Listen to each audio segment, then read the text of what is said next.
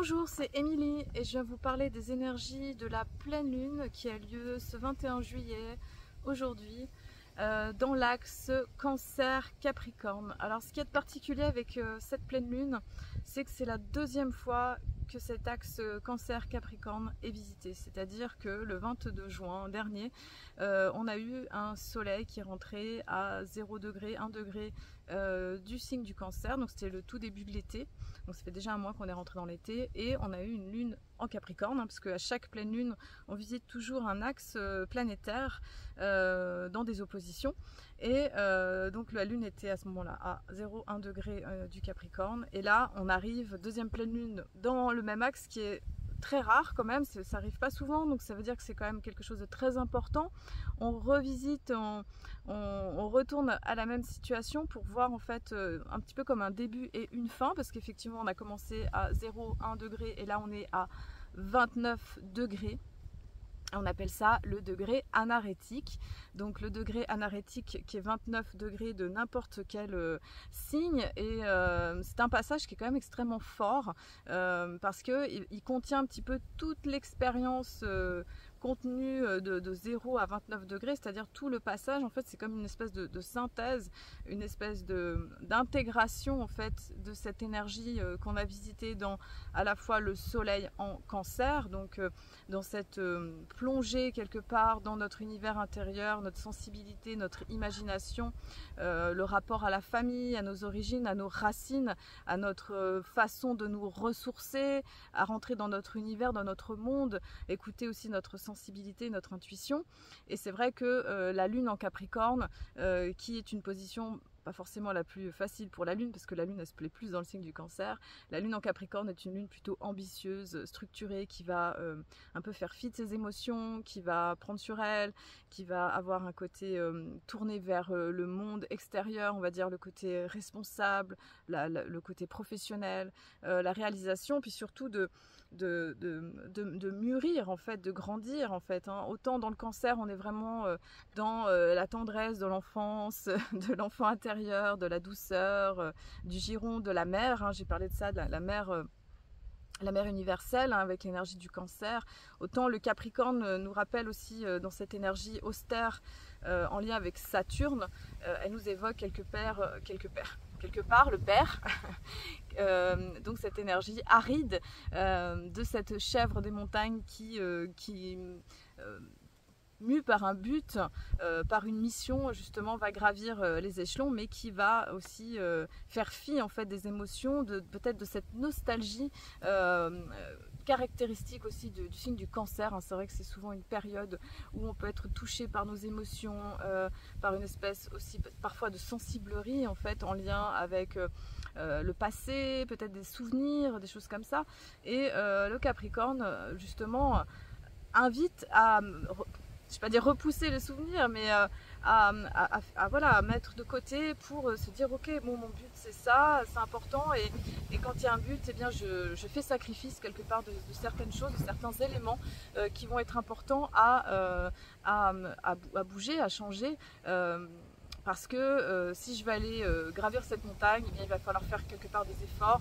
Ça va être important de lâcher des choses derrière moi et de pouvoir eh bien, avancer, mais parfois justement eh bien, en sacrifiant des aspects. Alors ça peut être des sacrifiés, ça peut être des émotions, des pensées, des relations. Donc faire sacrifice, c'est rendre sacré aussi dans l'étymologie du mot, hein, de sacré, sacrifice. C'est rendre sacré, donc c'est-à-dire honorer ce qui est finalement prioritaire pour aller vers son but et aller vers un passage ultime. Alors je vous montre la carte du ciel pour ce passage de cette pleine lune. Donc on a un soleil lune, voilà, donc dont je vous parle depuis tout à l'heure, avec ce 29e degré, donc intégration finalement de ce chapitre, hein, Cancer Capricorne, voir finalement qu'est-ce qu'on a besoin de laisser, qu'est-ce qu'on a besoin d'apprendre, comment on peut finalement transposer notre univers intérieur, nos rêves dans le monde extérieur, et puis comment on peut finalement boucler une boucle, comment on peut aller au-delà, en fait, grandir et lâcher parfois des croyances, des circonstances, des situations pour pouvoir mieux avancer. Alors ce qui est particulier avec cette fameuse pleine lune, c'est qu'elle est conjointe avec Pluton qui est dans le signe du Capricorne.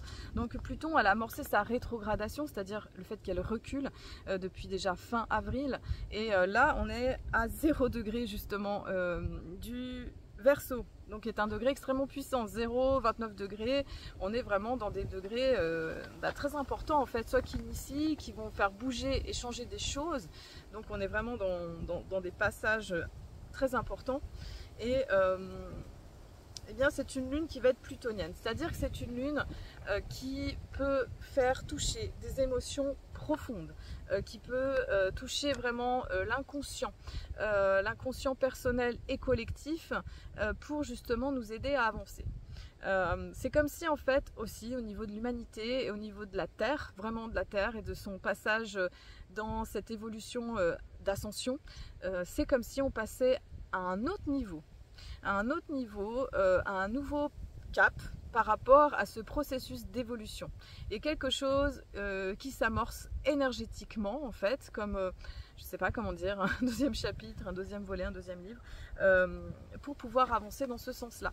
Alors, il faut voir justement quel est le but, quelle est la mission, quelle est l'intention en fait qu'on pose par rapport à ça, parce que justement ce côté Capricorne, il va nous demander d'honorer notre but, notre mission de vie, et finalement de se souvenir finalement pourquoi on est sur Terre et qu'est-ce qu'on vient servir et qu'est-ce qu'on vient, à quoi l'on sert, à quoi, qu'est-ce qu'on vient faire et pourquoi en fait, quelle est notre intention par rapport à tout ça. Sur un autre aspect, lune Pluton, c'est un aspect émotionnel qui peut être particulièrement intense, qui peut justement toucher des zones profondes, inconscientes, en lien avec des rêves, en lien avec des émotions, qui peut générer aussi et qui peut soulever des émotions comme des peurs, des angoisses, des stress, des anxiétés, voilà, des choses qui peuvent inquiéter parce que ça vient toucher des zones intérieures très profondes. Et alors l'idée avec tout ça, donc moi, ce qui me fait écho aussi à ça, c'est que Pluton va retourner aussi dans le Capricorne pendant quelques mois, hein, de août à novembre. Bientôt, hein, il va faire ce passage d'août à novembre, non, de septembre à novembre, pardon. Et c'est comme si en fait on devait régler peut-être les derniers bouts de l'histoire qu'on n'avait pas terminé de faire avec ce côté du Capricorne. Hein. Le Capricorne, c'est aussi comment dire, les anciennes structures, c'est aussi, je sais pas comment dire, le monde pyramidal, c'est l'ancien monde en fait, cette ancienne ère des poissons finalement qui est en train de se déconstruire, de se désagréger. On passe dans l'ère du Verseau. Cette ère du Verseau, bon, bah, ça prend du temps en fait à s'installer. Et le fait que Pluton là retourne justement dans le Capricorne et qu'après on va commencer à retourner dans le Capricorne pour quelques mois et après ça sera définitivement dans le Verseau jusqu'en 2044 si je me rappelle bien. Voilà, enfin en tout cas toutes ces années où ça va durer très très longtemps dans le signe du Verseau. L'idée, c'est justement d'aller purifier encore en profondeur peut-être les anciennes structures intérieures qui répondent à un ancien monde, à d'anciennes croyances, à d'anciens systèmes, et d'aller venir purifier tout cela. Purifier en fait peut-être ce qui nous empêche de rentrer dans cette liberté propre de l'ère du Verseau, et tout ce qui fait qu'il y a encore du conditionnement Capricorne, du conditionnement lié avec, je sais pas, le monde patriarcal, le monde, les anciennes croyances dans le, je sais pas, le rapport de l'homme et de la femme, par rapport à des croyances mentales, dans le côté relationnel, dans la manière de gagner sa vie. Non, on ne gagne pas sa vie parce qu'on la gagne à la naissance, mais la manière de gagner de l'argent, notre rapport au monde, notre façon de nous positionner, notre façon de voir les choses. Donc là, c'est vraiment un travail en profondeur qui se fait, mais qui peut venir toucher des zones qui peuvent être sensibles et qui peuvent justement voilà, être délicates, je dirais, dans leur aspect. Nous avons aussi dans cette pleine lune, nous avons un sextile avec Mars et Uranus.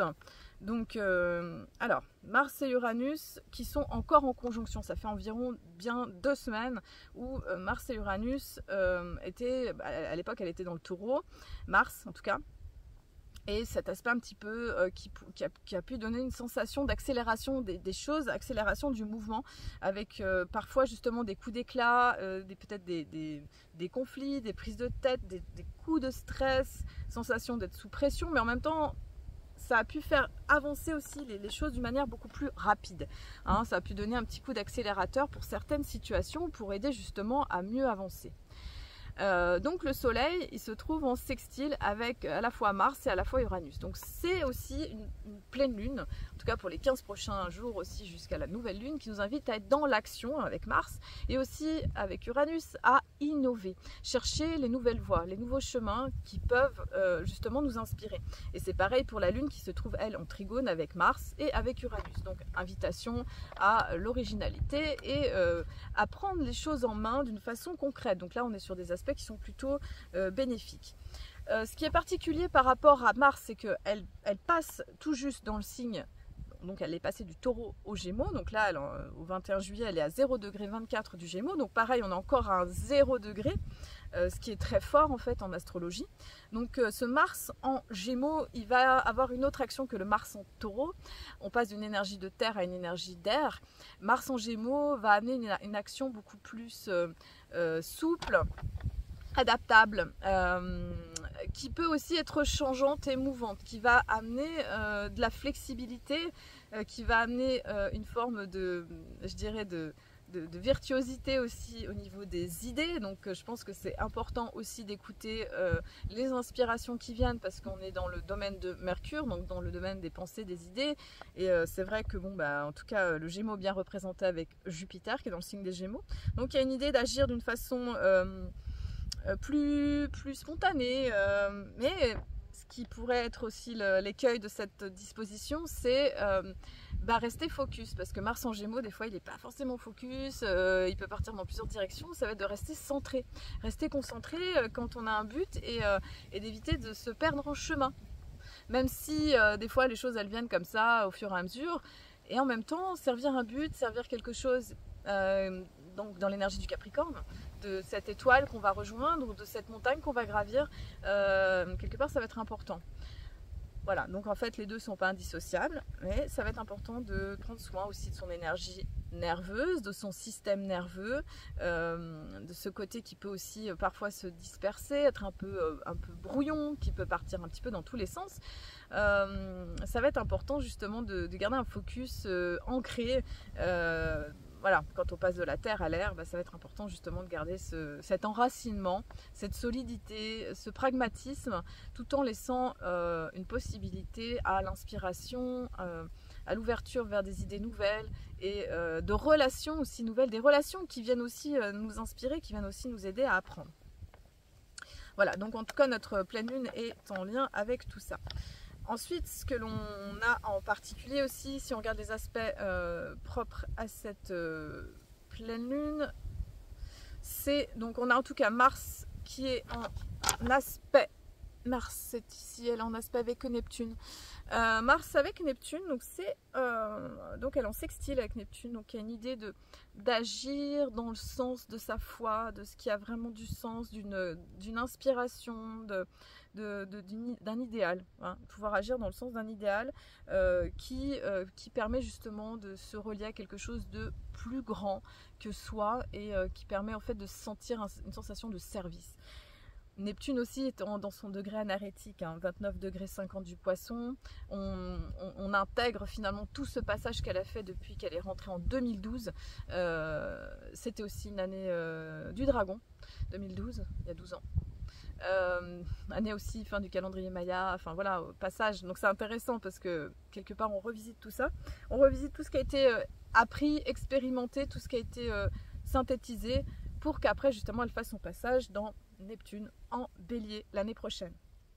Voilà, donc il y a pas mal de passages comme ça, fin nouveau cycle. Donc on est un petit peu dans une amorce de, comme je vous disais, de clôturer des chapitres, et en même temps de commencer quelque chose de nouveau avec une forme d'audace.